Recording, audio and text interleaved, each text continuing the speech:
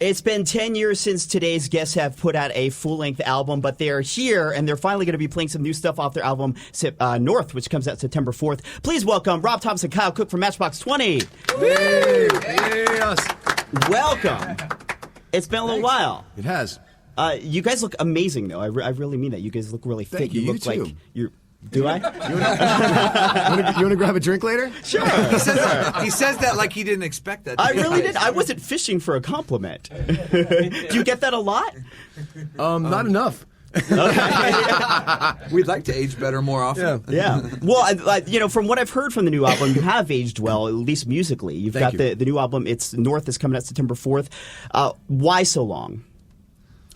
It's funny because to us it really doesn't feel that long because I did a solo record. I toured that. We did the Greatest Hits record, and we toured that. Then I did another solo record, and we toured that. And then we did this record. So it was a natural progression for us. Yeah. It's just I think because the Greatest Hits record was just like 6 new songs and not a full length record, it kind of seems like we were on some sort of hiatus. But I don't feel like I've been on hiatus since I was 21 years old. Yeah. I've been on the road or in the studio. What about you, Kyle? On paper, yeah, it's been a decade since we've made a full length record. But like you said, we toured Australia, we toured United States. We worked with a different producer. We worked with Lily White on those new songs. Yeah. How Far We've Come was a part of those. So yeah, it really doesn't seem like and I produce and Paul put out solo projects and we're always music was always a part of Kyle every minute of everything. Wrote for and produced the last John Waite record as well. Yeah, wow. music with John Waite. Yeah. Yeah, and I read something that Paul had said in an interview about how you, Kyle, and he weren't as strong as songwriters back in the day, and now you feel more confident, and that this album was much more collaborative. It was.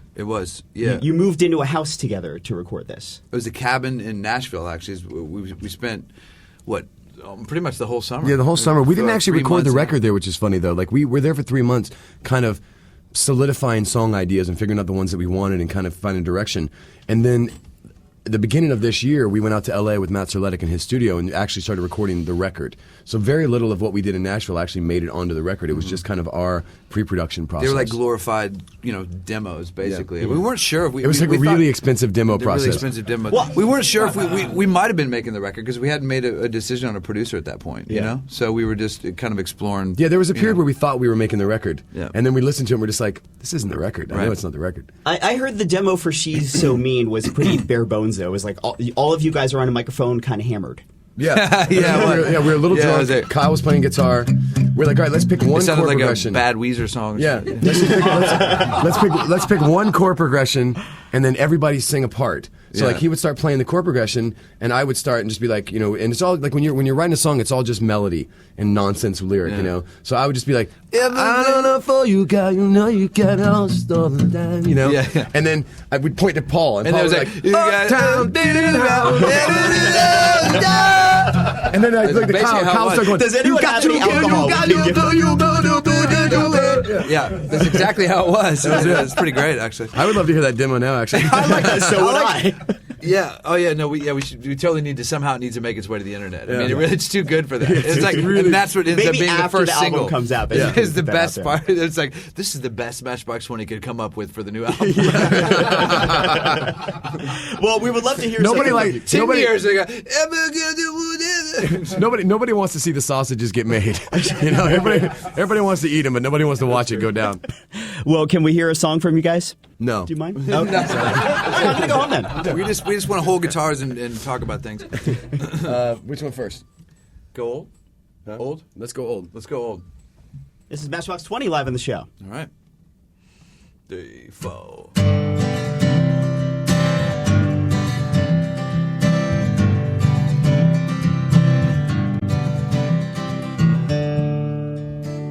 She said it's cold outside and she hands me my raincoat.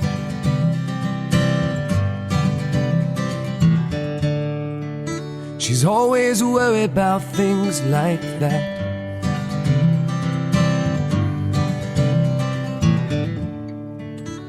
She said it's all gonna end and it might as well be my fault. She only sleeps when it's raining and she screams, but her voice is straining. She says, baby, if it's 3 a.m. I must be lonely. She says, baby. And I can't help but be scared of it all sometimes, but the rain's gonna wash away, I believe it.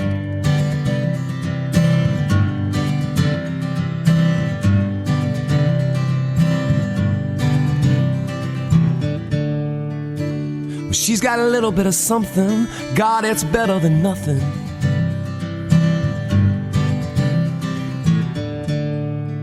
But in her color portrait world, she believes that she's got it all going on.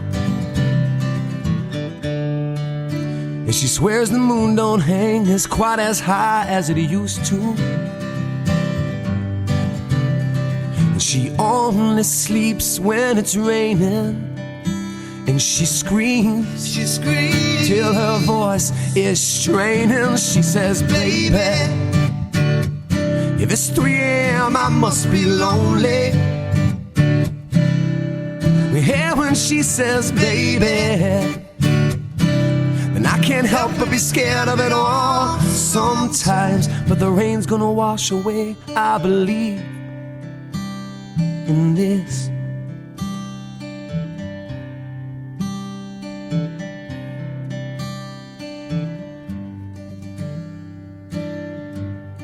God help me, I believe this.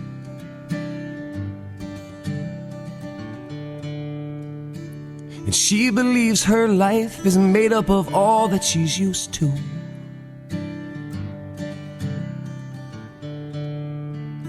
And the clock on her wall has been stuck at 3 for days and days and days. She thinks that happiness is a map that sits on her doorway. Yeah, but outside it stopped raining. Yeah, well, she says, baby, if it's 3 a.m. I must be lonely. Yeah, when she says, baby, yeah, well, I can't help but be scared of it all sometimes, but the rain's gonna wash away, I believe this. When it's 3 a.m. I must be lonely. Yeah, when she says, baby, well, I can't help but be scared of it all sometimes.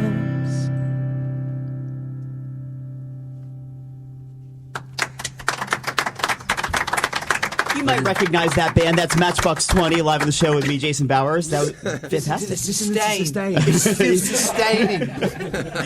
He's holding for those just listening on the radio, not watching the video online, he's holding the mic up, the guitar up to the mic for reverb on an acoustic guitar. How does it feel playing that song 15 years later? Familiar? Yeah.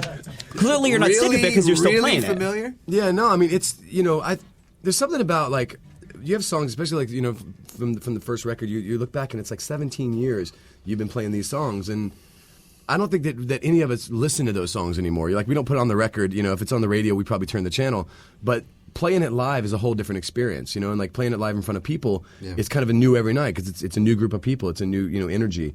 So I think you never get tired of playing them, even if sometimes you're tired of hearing them. Yeah, well, I mean, to reiterate, like, I think, one of the reasons I love radio is the familiarity that comes from it. You know what I mean? Like, if you're at a party or you're in a bar or something and you hear that song, like, it's because people share in the feeling that they get from oh, I love that song.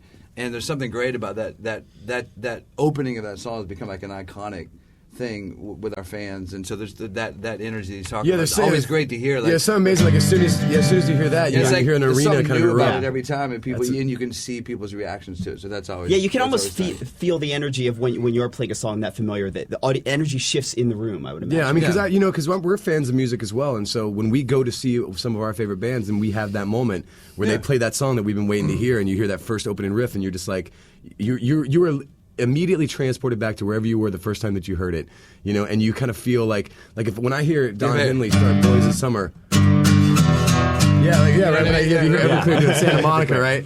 Like you have that, and you feel, it's funny, it makes you feel old and young all at the same time. Yeah. You know, like, because you feel very reminiscent. You remember exactly where you were the first time you heard it, but then you realize how long it's been since the first time you heard it, and you're just like, oh. This were Wayne's World that had that sign that no stairway. Right. Yeah, that's the sound of Guitar Center. Yeah. But not played that well, though, actually. That and somebody, like, on the piano playing Home Sweet Home. Beater, beater, beater, beater. Who was the first concert you ever saw, Rob? Do you remember? Mine was Genesis. Yeah. On the Invisible Touch tour. Okay. I think mine was Rod Stewart, actually. Yeah? Yeah. Like during what era? Oh, man, how old was I? Whatever era it was when I was 10. So, you know. It's a good period. It would be a good period for a 10-year-old. And the answer is yes, Rod. Yes, you are still sexy, buddy. What do you think of his standards albums now? I think it's perfect for him. I think it makes perfect sense. Yeah. His voice is great for it, you know. Yeah, I mean, it's iconic voice. It's like I think he could sing the phone book and it would be awesome, you know? I mean, really. If you guys ever, Abilene Andrews. 679. now Ambeline is like really happy that she just heard her name sung on the radio. So we're out there as an Abilene Andrews. Do you have another song for us? We do. We do. This is Matchbox 20 live in the show. Do you need a cape or anything? You good? No. I was just taking it off.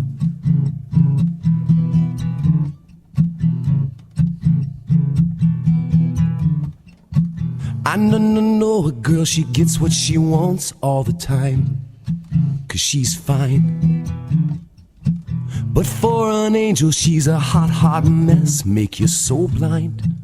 But you don't mind, 'cause she's an uptown, get around, anything goes, girl. She's a hardcore candy store, give me some more, girl. She'll make you take her to the club, but then she leaves with her friends. She likes to stay late at the party, 'cause the fun never ends. And all her clothes are on the floor, and all your records are scratched. She's like a one-way ticket, 'cause you can't come back. Saying, yeah, you want her, but she's so mean. You'll never let her go.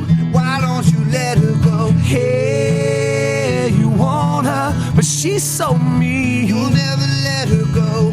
Why don't you let her go? And you know that if you don't shut your mouth, she'll freak out. And you better get yourself together, 'cause she's bringing you down now. Yeah, boy, you better, 'cause she's an uptown, get around, anything goes, girl. She's a hardcore candy store, give me some more, girl. She's got a wicked sense of humor, can't believe what she says. She drinks Bacardi in the morning till it goes to her head. And all you want is just to hold her, but she don't go for that. She has a hard time coming when she can't hit back. Saying, yeah, you want her, but she's so mean. You'll never let her go. Why don't you let her go? Hey, you want her, but she's so mean. You'll never let her go. Why don't you let her go? Every now and then she makes you just a little bit crazy. She'll turn the knife into your back, and then she's calling you baby. Crazy.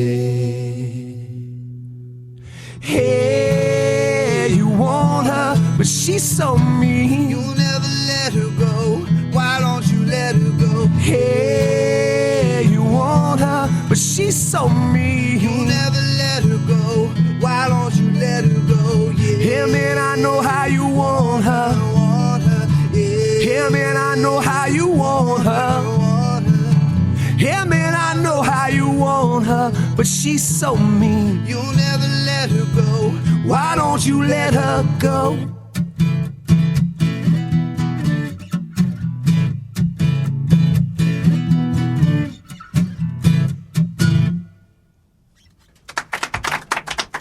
Thank you, guys. Thanks, man. That's Matchbox 20 live on the show with me, Jason Bauer. She's So Mean off the album North, coming out September 4th.